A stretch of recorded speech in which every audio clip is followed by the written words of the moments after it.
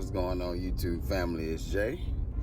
And guess what, guys? You guys are riding along with me because I'm going to pick up my new camera.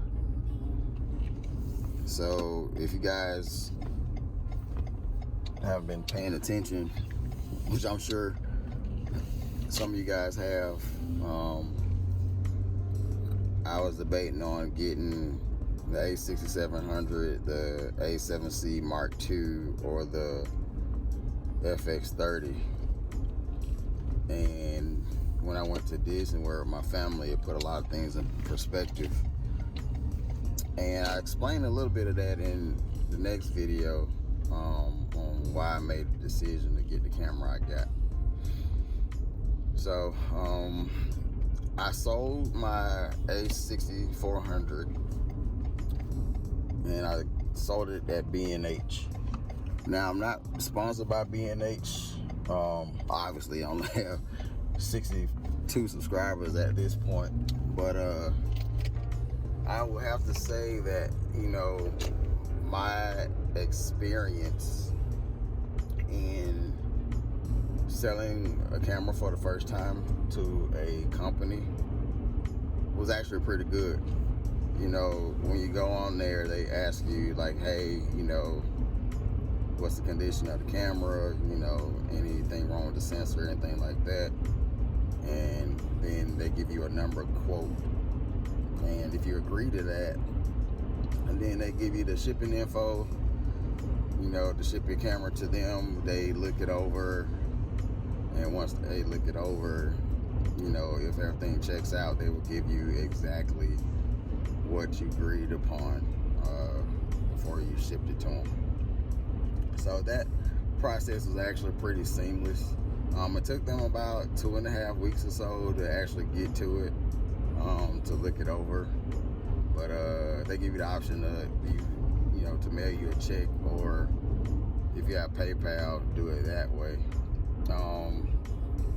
Yeah, so ended up selling that, got the money for that. So the A6400 money will be going toward the new camera.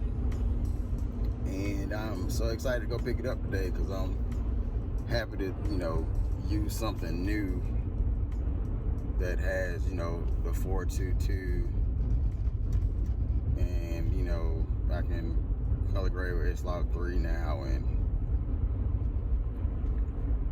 hopefully, you know, have better rolling shutter performance and, you know, things of that nature. You know, coming from, you know, the ZV-E10, which I still have, is, you know, a great camera. I use it for my talking head, but I think I'll probably eventually replace that, especially for long form content purposes. I end up replacing it, you know, so all my sensors and, you know, the technology matches and things of that nature. Not saying you can't get away with it with the ZV-E10, but, you know, like I said, I like to try to future-proof myself, you know, for a good little while, so I won't have to buy anything else. Because cameras nowadays are really expensive, especially if you buy them new. So I ended up buying this one new. I didn't buy it used, because honestly there aren't many of them out there that's used, especially when they just came out not too long ago. So yeah, I'm about to pull into Best Buy and go get my camera, so I'll be back shortly. So I had to cut the audio right here because they were blasting music in here, so I didn't want to get a copyright strike for this video. But I went back to the display cases for the cameras one last time, because initially when I came to this Best Buy, you know, this helped me make my decision on the camera I wanted to buy. And, you know, they had the A6700, the FX30, and the A7C Mark II on display for me to look at. And if you look down in here, there was only a A7 IV and a couple of ZV-1s in the top left corner.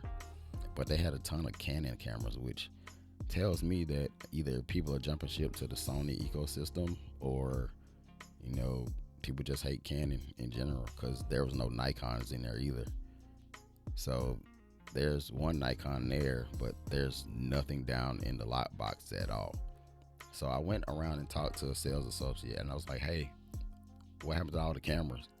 Well, apparently the manager at this particular store ended up selling all the open box displays, and made money that way, which is a great strategy if you want to make money for your store. So I thought that was great to see that he's willing to do that if people want the cameras. So I just walked around and saw what else they had as far as tech goes, and they had a lot of DJI drones. Now I own 2 of them, but I think a lot of people are shying away from them now since the FAA has changed the rules, and you have to get remote ID now because of some bad flyers that ruined it for people. But that's just my opinion on that. But other than that, yeah, that's all I wanted to see. So let's go get the camera. Well, as y'all saw in Best Buy, the cameras were pretty bare. They sold a lot of their displays as open box items. I guess any way you can make money, but there was hardly nothing in there. I mean, the Black Friday sales must have been absolutely crazy in there, because I have never seen a Best Buy not have displays up. But I guess it's all well and good. People are getting more in the tech game, which is great for content creators. That way, more people can get into YouTube if they want to go that route, or just to capture memories with their families, friends, and loved ones, and things like that. But yeah, I'm gonna go home, charge the battery up. I bought a second battery to go with my camera.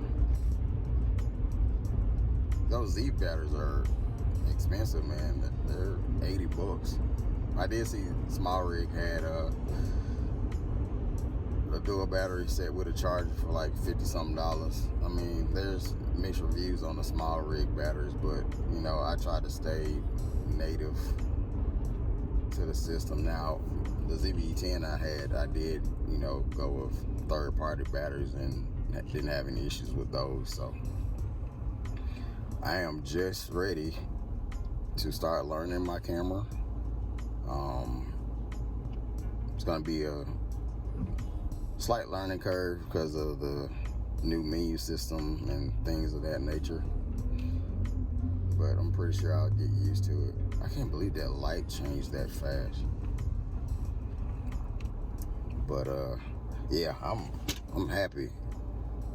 I'm definitely going to share with you guys when I start putting out videos in another 2 weeks on why I bought the camera I bought, and